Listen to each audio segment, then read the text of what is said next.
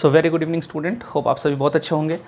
जैसा कि आपको पता है कि 70th बीपीएससी का फॉर्म आ चुका है।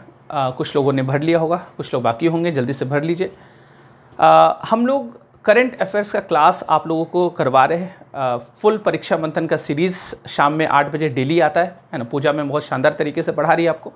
और जो करंट अफेयर्स को लेकर के बहुत परेशान हैं, जिनका रिवाइज़ नहीं हो पाया होगा या कुछ जॉब में होंगे जो नहीं पढ़ पाए होंगे, तो पूरे साल भर का करंट अफेयर्स आपको कराया जा रहा है। तो शाम में 8 बजे आप डेली इस चैनल पर वीडियो देख सकते हैं, तो वो बहुत हेल्पफुल होगा। साथ ही साथ हम लोगों ने ये सोचा है कि जनरल स्टडी में जीएस से जो जो सवाल पूछ सकता है, संभावित प्रश्न जो हो सकता है एग्जाम में, उसको भी हम लोग कवर करते चलेंगे। जैसे कि आज हम लोग पढ़ेंगे वो विधानसभा। देखिए, विधानसभा आपको पता है कि हरियाणा में चुनाव चल रहा है, जम्मू एंड कश्मीर में चुनाव चल रहा है, विधानसभा का चुनाव चल रहा है। तो विधानसभा जो है ये बड़ा न्यूज़ में, और यहाँ से क्वेश्चन पॉलिटी से आपसे पूछ सकता है, विधानसभा का स्ट्रक्चर से क्वेश्चन पूछ सकता है ना, आर्टिकल पूछ सकता है। तो ये सब चीज़ आपको पता होना चाहिए। तो आज हम लोग विधानसभा को क्या करेंगे, कवर करेंगे। ऐसे ही जितना इंपॉर्टेंट टॉपिक हो सकेगा 70th बीपीएससी के लिए जीएस का पार्ट को हम लोग क्या करेंगे, कवर करते जाएंगे। करंट अफेयर्स शाम में चल ही रहा है, वो चलते रहेगा लगातार, ठीक है। तो चलिए हम लोग समझते हैं विधानसभा। देखिए, आपको पता है कि हर राज्य में विधानसभा है, कुछ यूनियन टेरिटरी में भी हम लोग बात करेंगे अभी।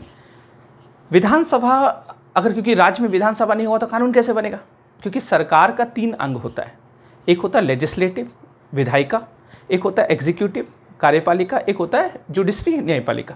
लेजिस्लेटिव का काम क्या होता है, लेजिस्लेटिव का काम होता है, विधायिका काम होता है विधि बनाना, है ना, कानून बनाना। तो जो बॉडी, ऐसा संस्थान जो कानून बनाने का काम करता है, विधि निर्माण का काम करता है, जो लॉ बनाता है, उस बॉडी को हम लोग क्या कहते हैं, उस बॉडी को हम लोग विधायिका कहते हैं।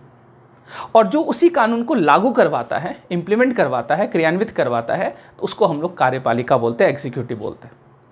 और जो न्याय देने का काम करता है तो उसको हम लोग क्या बोलते हैं, न्यायपालिका, जुडिशरी बोलते हैं। या फिर आप ये ऐसे भी कह सकते हैं कि जो लेजिस्लेटिव, जो हमारा लेजिस्लेचर है, वो जब कानून बनाता है तो उसको चेक करने का काम भी कौन करता है, न्यायपालिका, कि वो कानून जो है वो कितना सही है या गलत है, या संविधान के विरुद्ध तो नहीं है वो कानून, है ना। तो वो सब चीज़ का क्या होता है, उसका चेक वो करता है, ठीक है। तो ये 3 अंग होता है, जिसमें से हम लोग लेजिस्लेटिव को हम लोग चुने हैं आज, जो हम लोग पढ़ेंगे। और लेजिस्लेटिव में कौन सा बॉडी हम लोग पढ़ेंगे, विधानसभा, ठीक है। तो पहला चीज़ आप समझना, विधानसभा जो है उसका थोड़ा सा आप एक राज्य का स्ट्रक्चर समझ लीजिएगा। देखिए, स्टेट जो है, जैसे हम लोग पार्लियामेंट कहते हैं ना, केंद्र में संसद जो है वो कानून बनाता है, वैसे ही राज्य में जो होता है वो कानून बनाता कौन, वो बनाता है, उसको हम लोग कहते हैं स्टेट लेजिस्लेचर। स्टेट लेजिस्लेचर, इसी को हम लोग कहते हैं हिंदी में क्या, विधान, क्या बोलते हैं बताइए आप लोग, विधानसभा या विधान परिषद। चलिए, विधान मंडल कहते हैं, ना विधानसभा ना विधान परिषद। देखिए, स्टेट लेजिस्लेचर होता है, ये है लेजिस्लेटिव बॉडी। जैसे केंद्र में संसद जो होता है, पार्लियामेंट जो होता है, वो क्या होता है, विधायिका होता है, लेजिस्लेटिव बॉडी होता है। वैसे ही राज्यों में स्टेट लेजिस्लेचर होता है, विधानमंडल होता है। अब देखिए, स्टेट लेजिस्लेचर जो होता है, राज्यों में क्या व्यवस्था है समझिएगा। जैसे आपको पता है, केंद्र में संसद में 2 सदन होता है, अनिवार्य है, लोकसभा, राज्यसभा। ऐसा नहीं कि राज्यसभा कभी होगा कभी नहीं होगा, ऐसा नहीं। राज्यसभा हमेशा रहेगा और लोकसभा हमेशा रहेगा। मतलब वहाँ पे बाई कैमरल है, मतलब बाई कैमरलिज्म का व्यवस्था। मतलब बाई कैमरलिज्म मतलब क्या होता है, द्विसदनीय व्यवस्था। तो केंद्र में द्विसदनीय व्यवस्था अनिवार्य है। राज्यों में ऐसा नहीं। राज्य में चाहे तो कुछ राज्य बाई कैमरल बन सकता है, मतलब दो सदन का व्यवस्था कर सकता है, चाहे तो वो एक सदन यूनिकैमरल ही रह सकता है। मतलब चाहे तो कोई राज्य 2 सदन भी बना सकता है, या फिर वो एक सदन में भी रह सकता है। इसके पीछे क्या तर्क होगा हम लोग बात करेंगे। तो जैसे कि मैंने आपको बताया, पहले मैं आपको बता देता हूँ कि विधानमंडल जो है, स्टेट लेजिस्लेचर जो, वो किससे किससे मिलकर बनता है। तो एक मैंने जैसा आपको बताया, लेजिस्लेटिव काउंसिल, इसको हिंदी में कहते हैं हम लोग विधान परिषद। देखिए, लेजिस्लेटिव काउंसिल हर राज्य में होगा ऐसा अनिवार्य नहीं है। तो ये लेजिस्लेटिव काउंसिल वो हाउस है जो हर राज्य में नहीं होता है, ठीक है। लेकिन हर राज्य में लेजिस्लेटिव असेंबली होगा।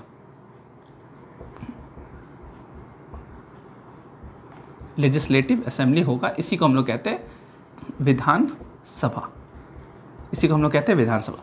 तो लेजिस्लेटिव असेंबली होगा ही होगा, क्योंकि ये नहीं होगा तो कानून कैसे बनेगा, इसका होना अनिवार्य नहीं है, ठीक। और जैसे आपने केंद्र में अगर आप पढ़े होंगे संसद का कितना भाग है, तो एक तो लोकसभा राज्यसभा और 2 हाउस होता है, और एक कौन, प्रेसिडेंट। वैसे ही राज्यों में कौन, गवर्नर,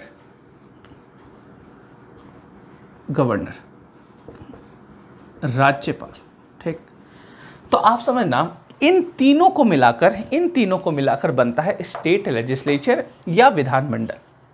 लेकिन जिस राज्य में विधान परिषद नहीं है वो होता है, वहाँ का विधानमंडल किसको मिलाकर बनाया जाता है, तो आप ध्यान रखिएगा लेजिस्लेटिव असेंबली एंड गवर्नर। तो ध्यान रखिएगा विधानमंडल का मतलब विधानसभा और राज्यपाल को मिलाकर, इन दोनों को मिलाकर ये एक हाउस हो गया, और ये राज्यपाल है ना, तो इन दोनों को मिलाकर क्या बनता है, विधानमंडल बनता है। क्लियर।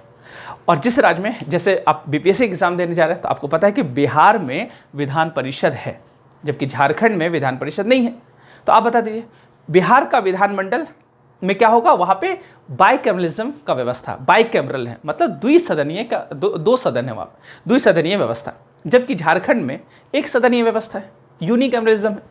ये क्लियर हो रहा है। तो आप एक बात ध्यान रखिएगा, बिहार में विधानमंडल कंप्लीट होता है इन तीनों को मिलाकर, जबकि झारखंड में विधानमंडल कंप्लीट होगा इन दोनों को मिलाकर। ये चीज़ क्लियर हो रहा है ना, ये चीज़ आपको पता होना चाहिए। देखिए इसके पीछे क्या कारण हो सकता है। देखिए संविधान सभा का जो बहस चल रहा था, डिबेट चल रहा था, उसमें ये कारण दिया गया कि एक तो राज्य जो होता है, राज्य के ऊपर ज़्यादा दबाव नहीं देना चाहिए, इसलिए राज्य के ऊपर उसको फ्रीडम दे देना चाहिए कि आप चाहे, जैसे बहुत छोटा राज्य है तो वहाँ तो बना ही नहीं सकता विधान परिषद, इसके लिए कुछ रूल है ना, इसके लिए कुछ रूल है, मैं आपको बताऊंगा। तो विधान परिषद बनाने के पीछे क्या है, कुछ रूल है ना। मैंने पहले भी ये चीज़ बताया है विधान परिषद कैसे बनता है, कैसे उसका है ना, तो वो चीज़ आप चाहे तो देख सकते हैं वीडियो में पहले। तो आप समझना, तो छोटा छोटा राज्य जो है वो तो बना ही नहीं सकता, जो बड़े राज्य है उनके ऊपर डिपेंड करता है, वो चाहे तो विधान परिषद रखे। तो संविधान सभा में यही बहस चला कि वो राज्य पर आप छोड़ दीजिए, राज्य को अगर मन है तो वो इसका अपील कर सकता है, इसके लिए प्रस्ताव ला सकता है। हाँ, संसद का मंजूरी ज़रूरी, वो तो अलग चीज़ है। तो आप समझना, तो राज्य पर डिपेंड करता है। राज्य को लग रहा है कि नहीं बेवजह भीड़ करेंगे, अगर हम एक हाउस और बनाएंगे लेजिस्लेटिव काउंसिल, मेरा पैसा इसमें अच्छा खासा खर्च होगा, इसके सदस्य लोग आएंगे है ना, उसको पेमेंट, सैलरी, ये सब है ना, तो आप समझना खर्च यहाँ पे एक हाउस चलाने में अच्छा खासा खर्च होगा। तो खर्च को बचाने के लिए हो सकता है यहाँ पे लेजिस्लेटिव असेंबली से ही काम चला ले वो। लेकिन कुछ राज्य अगर ऐसा सोच रहे हैं कि नहीं, एक से भले दो, अगर 2 हाउस होगा तो और बेहतर तरीके से है ना, बेहतरीन तरीके से क्या होगा, विधि बन सकता, और नया नया कानून बन सकता, और भी कुछ आइडियाज़ आ सकता वहाँ से, जो भी उन पे छोड़ दिया गया है संविधान सभा के द्वारा। उन लोग बोले कि चलो राज्य जैसा चाहे वैसा कर सकते हैं।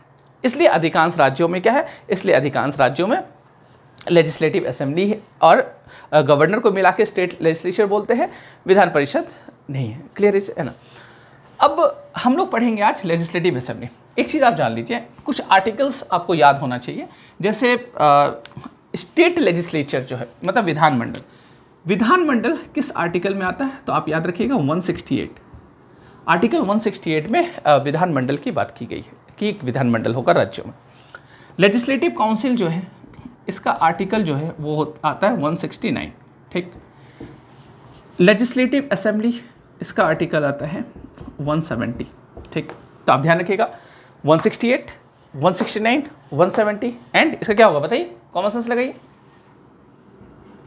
चलिए, हर जगह कॉमन सेंस काम नहीं करता है। 153, ठीक है, 153 राज्यपाल का आर्टिकल। क्लियर है।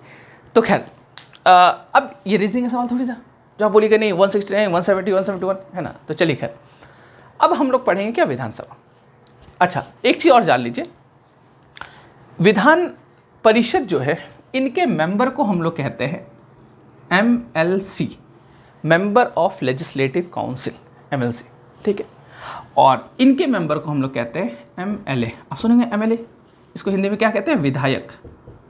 बोलते विधायक जी आए थे वोट मांगने, यही विधायक जी। तो विधायक जो होते हैं वो लेजिस्लेटिव असेंबली के सदस्य होते हैं, मतलब विधानसभा के सदस्य को MLA कहा जाता है। क्लियर ये चीज़ है ना। हिंदी में क्या कहते हैं, विधायक, हिंदी में क्या कहते हैं, विधायक। तो आप ये चीज़ समझ में आए। चलिए, अब ये आपका हो गया पूरा विधानमंडल का स्ट्रक्चर। ये मेरे ख्याल से आपको ये समझ में आ गया होगा। यहाँ से भी बहुत तरह का सवाल बन सकता है, यहाँ से भी क्वेश्चन पूछा जा सकता है। तो आर्टिकल्स आप याद रखिएगा, मैंने आपको बता दिया बाइकैमरलिज्म ये सब है ना, आपका होमवर्क है। आप देखिएगा कौन कौन सा ऐसा राज्य है जहाँ पे लेजिस्लेटिव काउंसिल है और कौन सा राज्य ऐसा नहीं है जहाँ पे लेजिस्लेटिव काउंसिल नहीं है। ठीक है, तो अब हम लोग स्टार्ट करते हैं विधानसभा। देखिए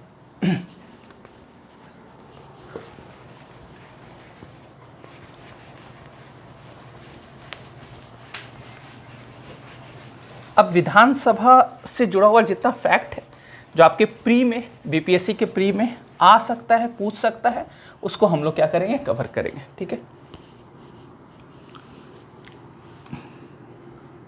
इसको बोलते हैं लेजिस्लेटिव असेंबली, विधान सभा। ठीक है, ये आर्टिकल नंबर बता दीजिए आप लोग, आर्टिकल 170। ठीक है, ओके।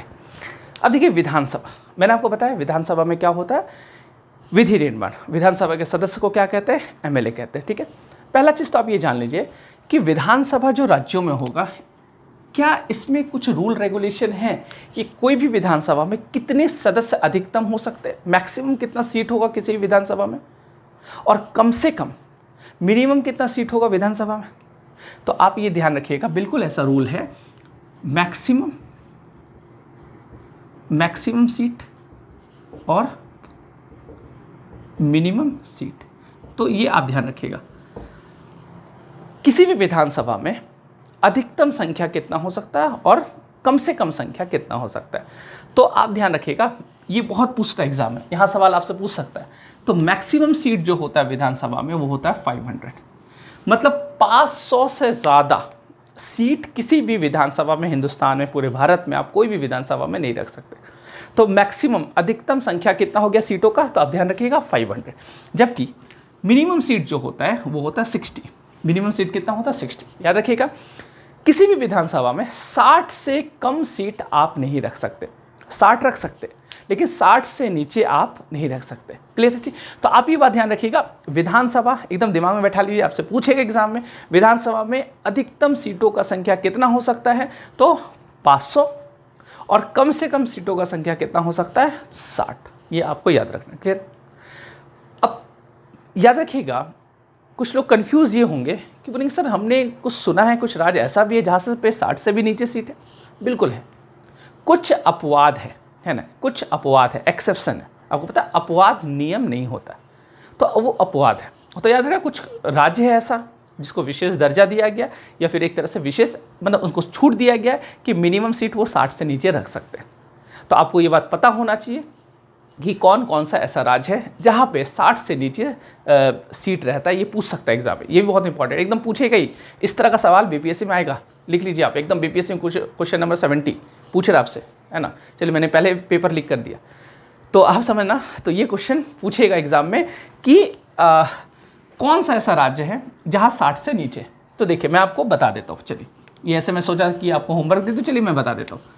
आप ध्यान रखिएगा, 60 से नीचे, लेस देन 60 है ना, लेस देन 60 जो है वो है गोवा, ठीक, सिक्किम, एकदम याद कर लीजिए इसको, सिक्किम, इसके अलावा मिज़ोरम।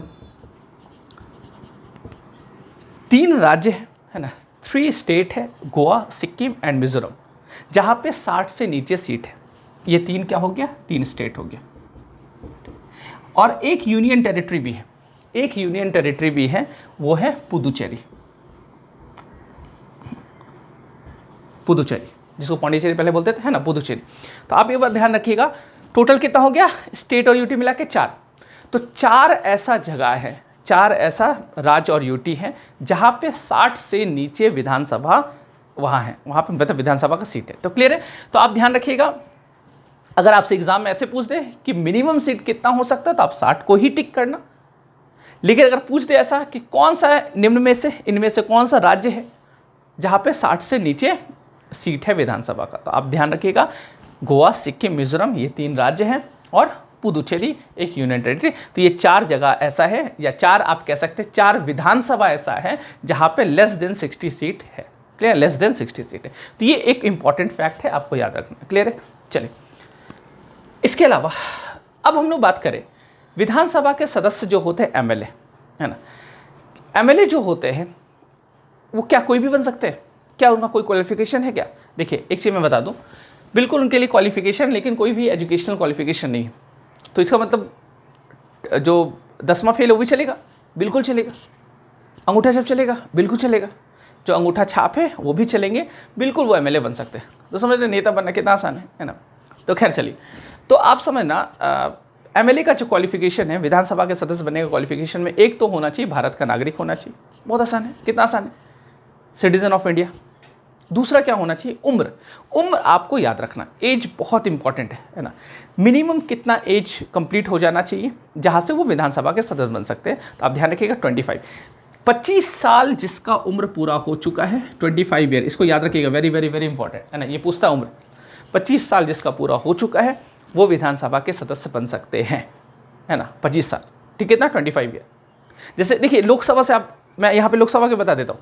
लोकसभा में भी कितना है मिनिमम एज लोकसभा के सदस्य बनने का? 25 साल। यहाँ पे भी कितना है विधानसभा के सदस्य बनने का? 25 साल। अच्छा मैक्सिमम कितना बताइए आप? सोचिए मैक्सिमम कितना होगा? 60 साल, 70 साल, कितना होगा? तो मैक्सिमम कयामत तक।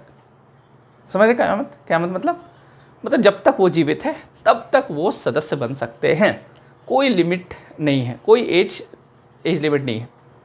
वो 70 साल के हो, 80 साल के, 100 साल के हो, 105 साल, 110 साल, जब तक जीवित है तब तक वो चुनाव लड़ सकते हैं। उसके लिए कोई क्राइटेरिया नहीं है, वो विधानसभा के सदस्य बन सकते हैं। तो क्लियर है चीज़? तो आप ध्यान रखिएगा, मिनिमम एज है, क्लियर है, मिनिमम है ना, मैक्सिमम नहीं है, मैक्सिमम नहीं है, क्लियर। तो आप ध्यान रखिएगा। अच्छा आप लोग जब फॉर्म भरते हैं आप लोग के लिए होता है ना कि मिनिमम एज भी होता है, मैक्सिमम इतना साल तक भर सकता है, इतना एज पूरा हो जाएगा तभी फॉर्म भरना शुरू करता है। इस साल तक क्या होगा इसमें, है ना, इसके बाद वो फॉर्म नहीं भर सकता। या फिर आप जॉब में जाते हैं, क्या होता है इतना साल, 60 साल में आपका क्या होगा, रिटायरमेंट हो जाएगा। यहाँ पे ऐसा कोई क्राइटेरिया नहीं है। तो आप ध्यान रखिएगा, एक भारत का नागरिक होना चाहिए, 25 साल पूरा हो चुका हो, कोई लाभ का पद पे नहीं हो, प्रॉफिट पोस्ट पे नहीं होना चाहिए। प्रॉफिट पोस्ट का मतलब क्या होता है ना। लाभ का पद का मतलब होता है एक तरह से आप समझ जाइए कि कोई सरकारी नौकरी नहीं करता, मतलब सरकार से वेतन नहीं लेता हो। कुछ इसमें अपवाद भी है, लेकिन आप ध्यान रखिएगा प्रॉफिट पोस्ट का मतलब जो होता है जो सरकार से वेतन नहीं होता, सरकारी नौकरी नहीं करता हो, वो विधानसभा का सदस्य बनेगा। इसके अलावा पगला वगला नहीं होना चाहिए, दिमाग वाग ठीक होना चाहिए, दिवालिया वाले नहीं हो, तो ये सब चीज़ है ना। तो ये क्राइटेरिया है, बस यही है। कितना आसान है, भारत का नागरिक होते ही ये सब, इतने लोग हैं। देखो हर तरफ हर जगह बेशुमार आदमी, फिर भी तनाहियों का शिकार आदमी, इंसान ही इंसान है हर जगह। तो एक तो लोग तो बहुत है हमारे यहाँ, उसको कोई कमी नहीं है, जिधर जाओ उधर ही लोग खाली बैठे, है ना। तो खैर चलिए, दूसरा 25 साल है ना, हो ही जाता पूरा जल्दी से। 25 साल वाले बहुत लोग घूम रहे, तो देखो विधानसभा सदस्य बनना कितना आसान है।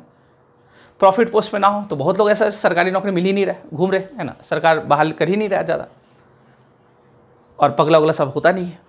तो क्या हो जाओ, आओ विधानसभा में बन जाओ सदस्य, कितना आसान है ना। तो खैर चलिए, तो आप एक बात ध्यान रखिएगा, तो ये क्वालिफिकेशन होता है, ये क्वालिफिकेशन होता है विधानसभा के सदस्य बनने का। अब विधानसभा का सदस्य बनने का क्वालिफिकेशन क्या होगा वो तो आपको पता चल गया कि कौन व्यक्ति विधानसभा चुनाव में खड़े हो सकते हैं, ये तो आपको पता चल गया।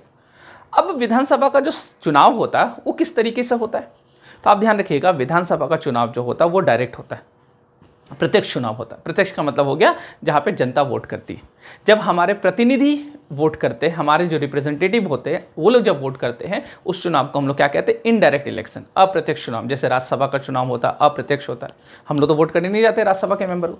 जैसे राष्ट्रपति का चुनाव होता है, उपराष्ट्रपति का चुनाव होता है, ये सब चुनाव कैसा होता है, अप्रत्यक्ष होता है, इनडायरेक्ट होता है। जबकि विधानसभा का चुनाव कैसे होता है, डायरेक्ट होता है। क्लियर है, डायरेक्ट। अच्छा अब एक बात ध्यान रखिएगा, विधानसभा का चुनाव कौन करवाता है, इलेक्शन कमीशन ऑफ इंडिया करवाता है या फिर स्टेट इलेक्शन कमीशन करवाता है, ये भी सवाल पूछ सकता है। अब बहुत लोग यहाँ पे कंफ्यूज ये होंगे कि सर राज्य का तो राज्य का चुनाव आयोग करवाएगा, नहीं, याद रखिएगा election commission of India, election commission of India ही विधानसभा का चुनाव करवाता है।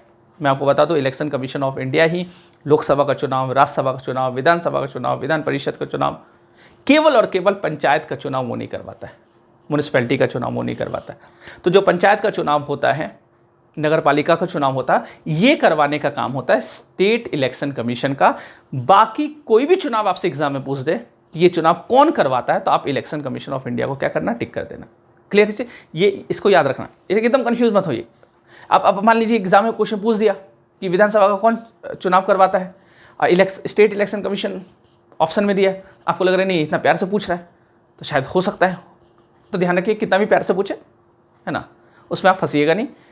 आप दिमाग में रखिए केवल पंचायत और म्यूनिसिपैलिटी का जो वो चुनाव होता है, पंचायती राज का जो चुनाव होता है, वही केवल स्टेट इलेक्शन कमीशन, राज्य का जो निर्वाचन आयोग है वो करवाता है। बाकी सारा चुनाव इलेक्शन कमीशन ऑफ इंडिया ही करवाता है। इसलिए इलेक्शन कमीशन ऑफ इंडिया को हम लोग क्या कहते हैं, ऑल इंडिया बॉडी। ये ऑल इंडिया बॉडी होता है, क्लियर है ना।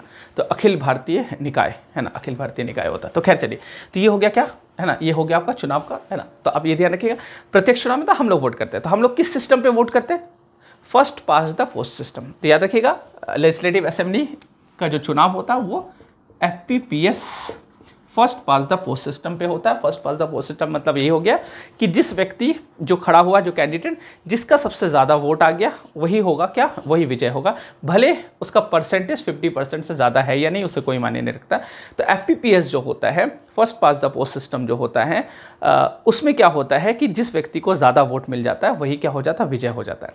जबकि आपको पता है कि जो PR विद एसटीवी सिस्टम जो होता है, सिंगल ट्रांसफरेबल वोट सिस्टम जो होता है, उस सिस्टम में ऐसा नहीं होता। उस सिस्टम में क्या होता है, परसेंटेज मायने रखता है, वहाँ पे कोटा निकाला जाता है। तो खैर चलिए, तो आप ध्यान रखें FPPS के तहत इसका चुनाव होता है। अच्छा, अब एक सवाल ये है, क्या विधानसभा में कोई रिजर्व सीट भी होता है? विधानसभा में रिजर्व सीट होता है या नहीं होता, बताइए आप।